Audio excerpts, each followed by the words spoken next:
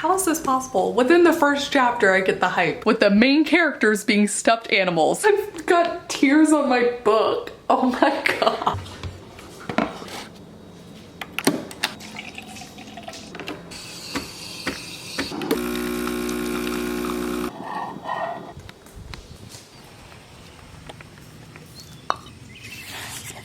Oh my gosh, I love a good map. Great Woods, South Sea, Mars. Oh yeah, okay, because this book is like kind of in space too, right? You can tell how little I know about this book. I have avoided any and all spoilers. I'm so excited.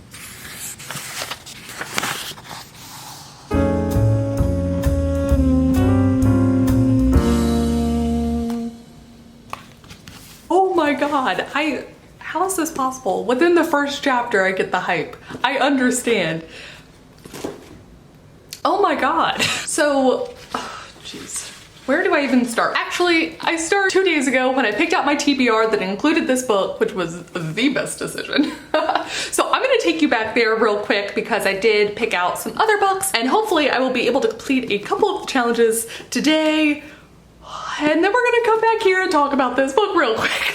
The first thing I need to figure out is what my TBR is gonna be. But basically there are 7 challenges, right? And there's no way in heck I am reading 7 books. I know that's a badge you can get, but that's not a badge I'm gonna get. So I was trying to figure out how many books I could reasonably read in a week while also participating in Camp NaNoWriMo because of course that's like the main goal for the month is Camp NaNoWriMo, of which I'm already behind. So I don't know why I think adding a reading challenge to this is gonna go well, but like, I like to try, I like to push myself. So I'm actually gonna skip over the first 2 challenges, which are Book with Purple on the cover and Reading in the Same Spot, because those are the only ones I don't really have anything in mind for, but like I think I'm gonna choose a manga for that because I'm actually really bad about sitting in one spot and I know the point is to like challenge yourself, hence a reading challenge. You know, I think the manga itself will be a challenge enough and I think I have plenty with purple on the cover, so I'm very excited to either read a new one or like reread an old favorite. So I'm gonna save that. But the third challenge is a book that I wanted to read last year that I didn't get to, which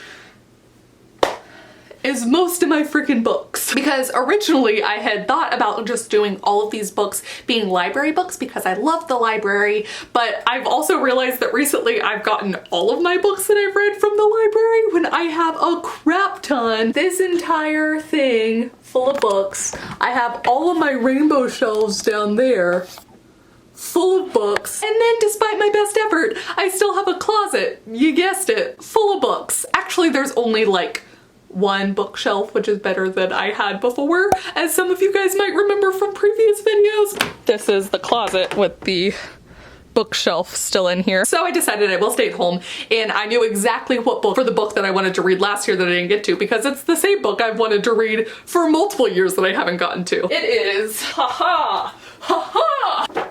Oh no, okay. It is Red Rising by Pierce Brown. I can't believe I'm gonna be like the last person on this train, but here we are. I'm so excited. This is a total of how many pages? This is, whoop.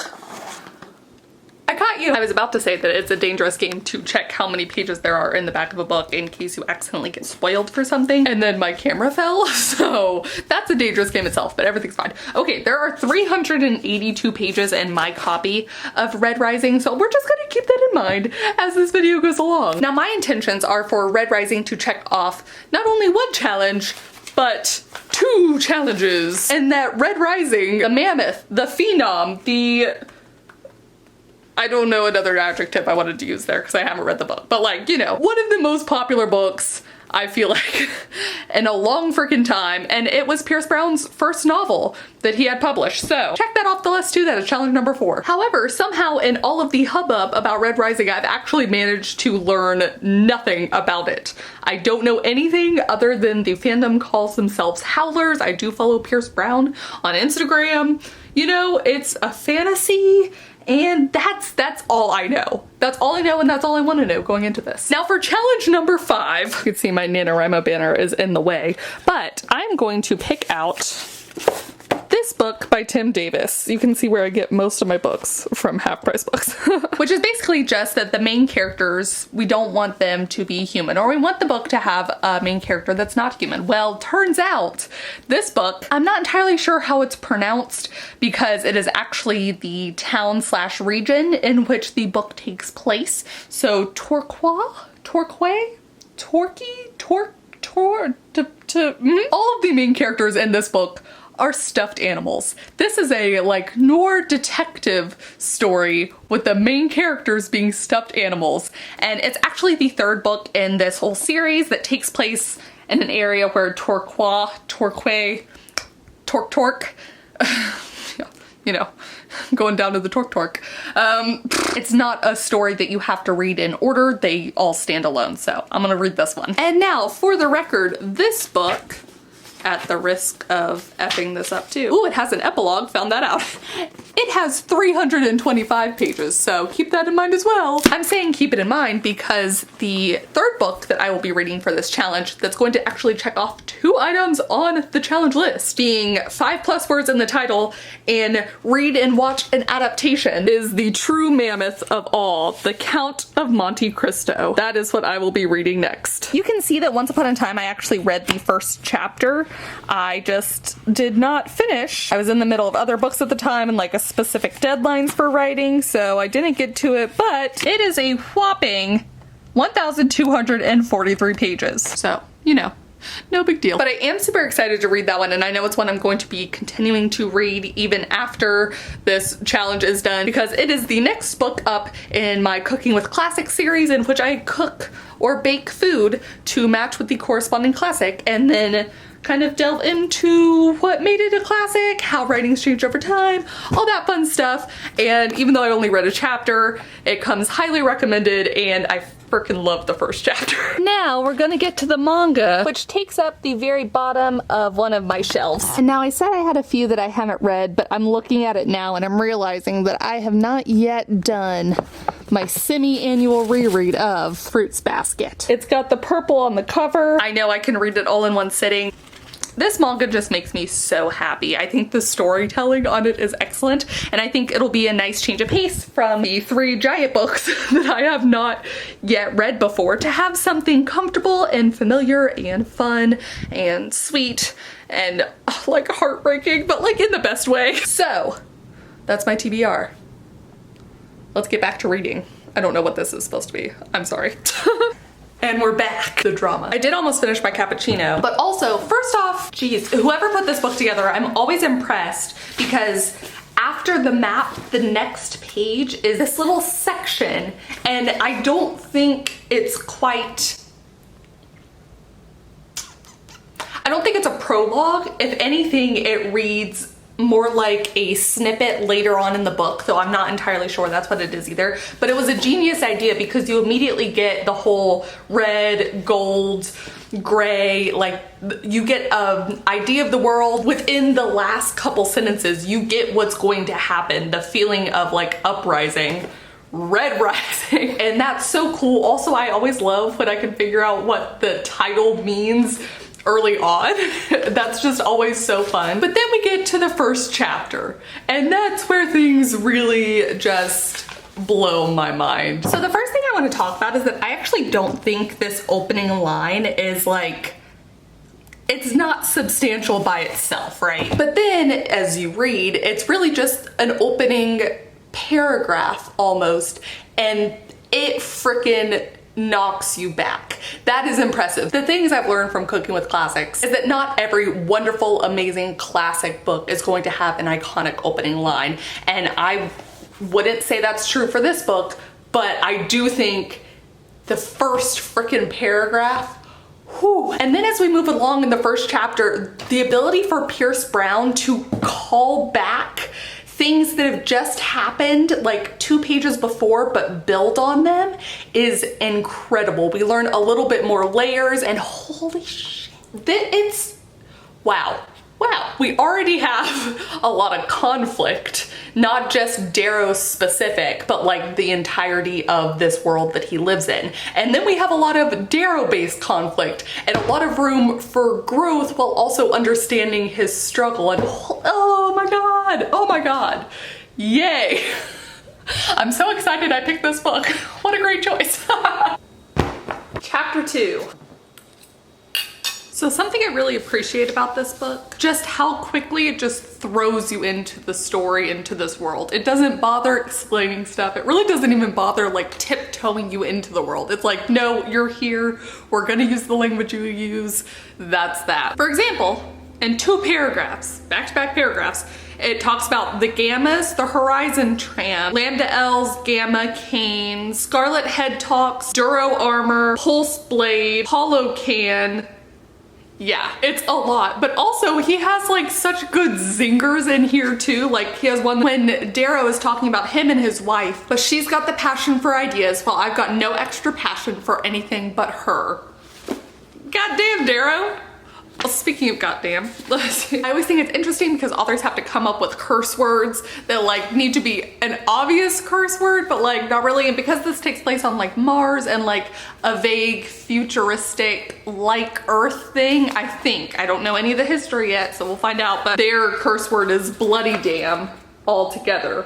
Bloody damn. So, you know, just putting stuff together. Okay, back to reading. Oh, big yawn. You want to go read with me outside? This is what we do all day. Outside, inside, outside, inside.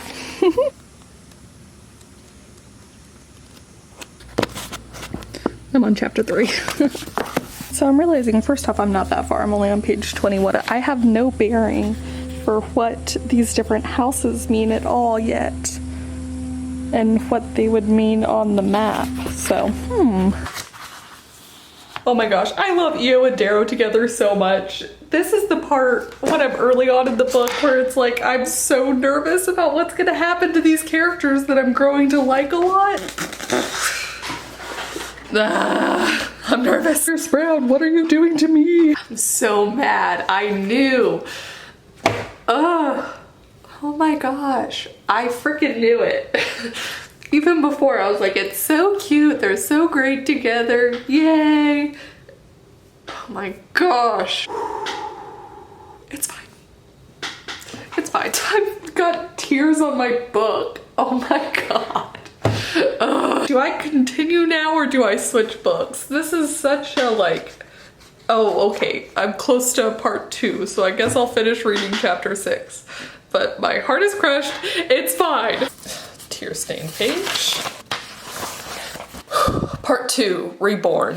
All right, I've switched to contacts. I'm going to pick a different book. I think I'm actually going to pick Fruits Basket. It's not any less sad, really. Like the start of it and all throughout is like pretty heartbreaking. Again, in the best way, but like just cannot continue on with Red Rising. I stopped at a good point though. Like I think we've had the heartbreak and now we're gonna like, God, I hope so. But this is the one I plan to read in the same spot in this chair. It's perfect because the pup can lay right there on his bed, but also, or pant on me, but also because I have, a footrest. I already know that this is going to kickstart me rereading the entire series, potentially during the reading rush, but I'm going for it. Ugh, this artwork though.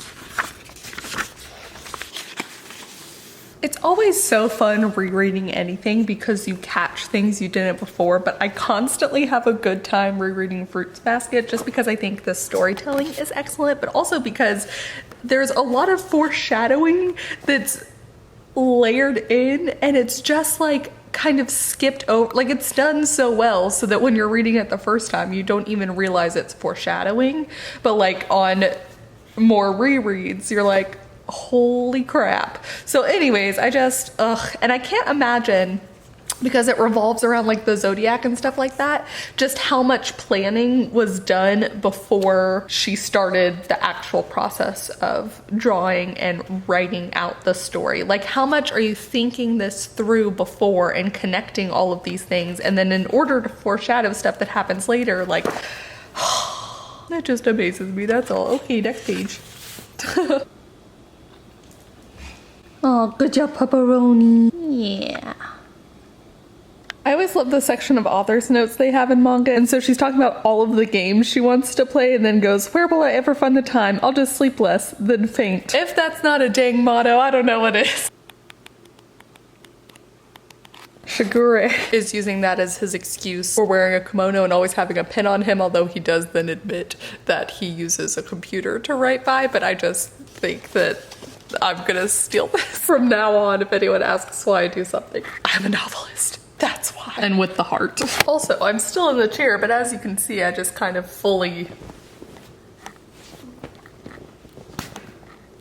This is the great thing about this chair. We are going to go on a quick adventure for a snack. I made brownies yesterday, and I think that sounds delightful right now. Yes. And then we're going to sprinkle a little bit of powdered sugar on top. Yay.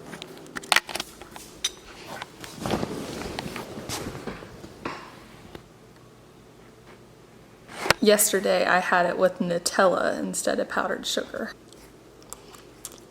It's always so cool, like when we have a page full of the manga that does this kind of thing where there's an effect that sort of overlays the entirety of the page. Something I love that movies can do that books really can't is that they add in the soundtrack and the music moves you a certain way. And I think one of the cool things with manga is that the visuals move you a different kind of way than just words on a page. And it's fun to do this sort of back-to-back thing and notice the differences between Fruits Basket, which is excellent, and also Red Rising, which is also excellent. Also, I have a single bite left of my brownie and not much left of my manga, so I think I'll finish both right around the same time.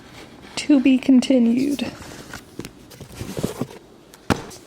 I'm actually gonna go to the gym, but you know, I'm gonna keep my Fruits Basket in that chair for when I return. All right, I am now back from the gym. I don't think I'm gonna be able to read anymore unless I'm gonna read just before bed, which I think I might do. I usually just kind of like pass out, but I might give it a try. But I won't between now and then because I actually have not gotten my Camp NaNoWriMo words in yet for the day, so that's gonna be the main focus. And I'm going live on Kevin at Kevlandia's channel later tonight, so yeah, I just gotta do all that stuff. But please do comment down below, let me know if you're participating in the reading rush. Let me know if you've participated in any kind of reading challenge before. This is only my second one I'm ever doing. I'm very excited. And also let me know, first off, let me know if you've read Red Rising. Don't Red Rising, I'm sorry. Don't give me any spoilers, but like, can we talk about hype? Can we talk about hype? Hyped books. Let me know which have disappointed you the most and which have most lived up to the hype. Yeah, thank you guys so much for watching, and I'll see you all very soon with a new video. Bye. Ooh. So, all right, I'm gonna whoosh you there. I don't know why I ducked out of the screen. I don't need to do that.